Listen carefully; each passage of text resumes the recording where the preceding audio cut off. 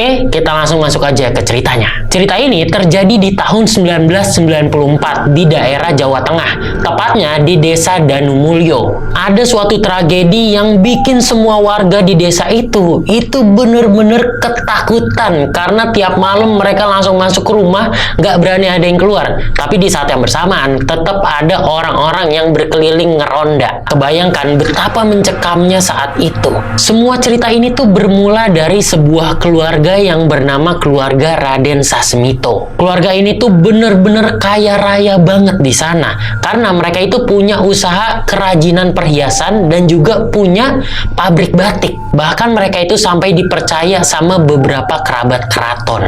Jadi kalian kebayang lah tuh, itu bener-bener kaya banget. Keluarga itu tuh punya beberapa anak, tapi nggak semua anaknya itu hidup enak, hidup serba kecukupan. Ada juga anaknya yang hidup serba kekurangan, namanya Lek Samin. Ya, kalau saudara-saudaranya itu pada hidup enak, Lek Samin ini hidup tuh bener-bener serba kekurangan. Dia tinggal di rumah istrinya, itu yang udah reot banget. Dan itu juga rumahnya dari mertuanya. Saat itu, istri Lek Samin itu lagi sakit stroke, jadinya butuh uang untuk pengobatan.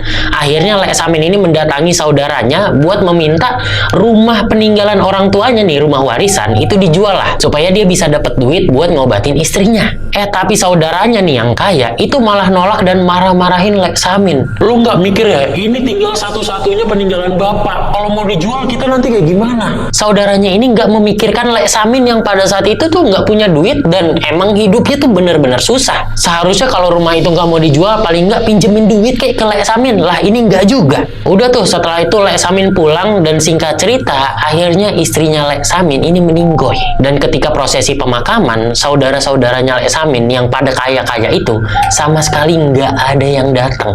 Padahal mereka juga ada yang tinggal di desa itu. Sepeninggalan dari istrinya, Lek Samin itu kelihatan kayak orang linglung. Dia sering bengong, terus juga tatapannya itu kosong. Lalu beberapa lama kemudian, teror mulai terjadi. Teror ini tuh terjadi kepada saudara-saudaranya Lek Samin, di mana saudara-saudaranya ini sering ngelihat Lek Samin itu berdiri di depan rumah mereka, menatap dengan tatapan mengerikan ke arah rumah mereka. Yang jadi masalah adalah Lek Samin itu kelihatan berdiri di rumah masing-masing saudaranya itu di saat yang bersamaan. Karena kesel Lek Samin ini kayak menyebarkan teror, ini saudara-saudaranya ini ngajak kepala desa buat ngegerebek Lek Samin. Lek Samin ini pengen dimarah-marahin. Tapi ketika mereka nyampe di rumah Lek Samin, mereka mendapati atau ngeliat sesuatu yang bener-bener mengerikan. Sumpah nih, gue merinding. Begitu mereka masuk ke rumahnya Lek Samin, mereka langsung mencium bau busuk yang bener-bener menyengat. Terus mereka juga ngelihat Lek Samin sudah terbungkus oleh kain kafan. Ya, Lek Samin udah berbentuk pocong. Dimana tubuhnya Lek Samin itu udah terbaring kaku di bawah amben atau di bawah bale. Di situ juga terdapat sesajen kembang, kemenyan yang nyala, dan juga beberapa hal-hal lain. Yang lebih ngerinya adalah ternyata nggak cuma ada satu pocong, tetapi di sebelahnya Lek Samin persis itu ada pocong lain. Tapi pocong yang ini, itu kain kafannya udah lusuh, udah penuh dengan tanah. Ketika diperhatikan, ternyata itu adalah tubuh ataupun pocong dari istrinya Lek Samin. Mukanya udah membusuk dan aromanya bener-bener bau banget. Sumpah asli, ini gue bener-bener merinding banget, parah. Selain itu, di dinding rumahnya yang berbahan dasar anyaman itu terdapat tulisan dari Lek Samin, yang dimana itu ditulis menggunakan darah. Tulisannya itu adalah: tidak ada satupun dari keluarga Sasmito yang pantas hidup. Mereka bertanggung jawab atas nyawa Indri istriku. Mereka harus melihat dan terus mengingat apa yang telah mereka lakukan pada Indri. Mereka dan siapapun yang terlibat harus merasakan akibatnya. Aku bersumpah, setiap tetes darahku akan merintih dan menuntut nyawa atas kematian Indri.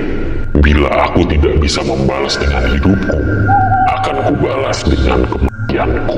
Tulisan itu benar-benar bikin semua orang ketakutan. ketakutan, terutama keluarganya.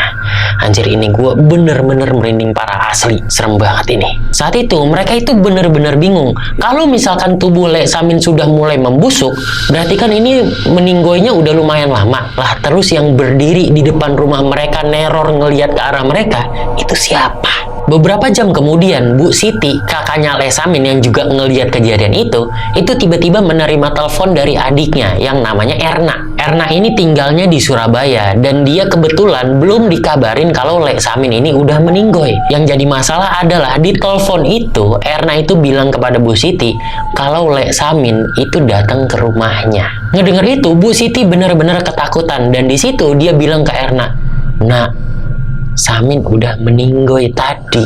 Ngedenger itu Erna ini benar-benar bingung. Meninggoy? Lah ini sekarang nih pas lagi nelpon dia itu tatap-tatapan sama Lek Samin. Lek Samin ini lagi duduk di ruang tamunya dia.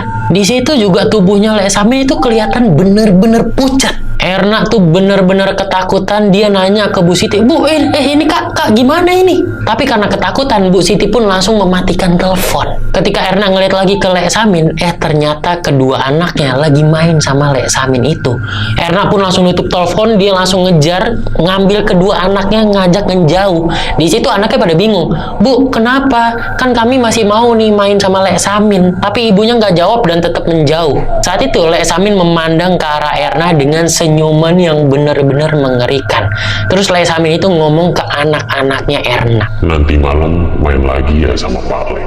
Erna pun langsung balik badan ngajak anaknya itu masuk ke kamar. Begitu dia balik badan lagi, Lek Samin udah nggak ada. Malam harinya Erna itu bener-bener ketakutan. Suaminya udah berusaha menenangkan tapi tetap aja nggak bisa. Dia tetap takut. Karena dia nggak bisa tidur, akhirnya Erna ini memutuskan buat tidur ke kamar anaknya buat nemenin mereka. Tapi ketika pintu kamar anaknya dibuka, dia tuh ngelihat sesuatu. Tepat di atas anaknya tidur di langit-langit, itu ada pocong. Pocong itu meneteskan suatu cairan yang mengenai anaknya, yang bikin anaknya itu ngigo-ngigo ketakutan gitu dua-duanya. Di situ Erna bener-bener takut banget, tapi sebagai seorang ibu, nalurinya itu ya keluar. Erna itu ngomong, "Jangan!" Yang bikin pocong itu tuh langsung nengok ke arah dia. Dan di situ Erna bisa mengenali wajah pocong yang udah hancur itu. Itu adalah saudaranya, Lek Samin. Setelahnya nggak cuma Erna yang diteror, semua keluarganya itu diteror, kakak-kakaknya, adik-adiknya, semuanya kena teror dan bener-bener tuh, wah serem banget terornya, tragis banget akhirnya.